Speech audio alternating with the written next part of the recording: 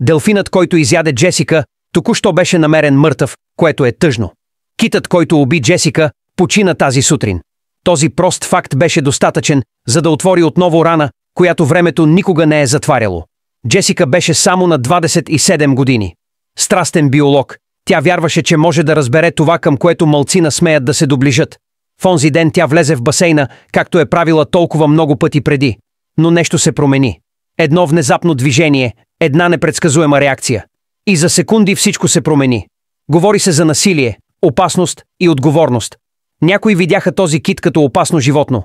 Други го видяха като животно, съсипано от живота в плен. Джесика, от своя страна, никога не би искала да бъде наказан. И тази сутрин дойде новината. Китът почина, изглежда мирно, в спокойните води на басейна си. Един тих край за същество, което беше причинило толкова много шум. Това не е справедливост. Това не е отмъщение. Това е просто краят. Може би началото на облегчението. Джесика си почива от дълго време. Китът се присъединява към нея. Две същества, завинаги свързани чрез инцидент, чрез недоразумение, чрез крехкостта на връзката между човека и природата.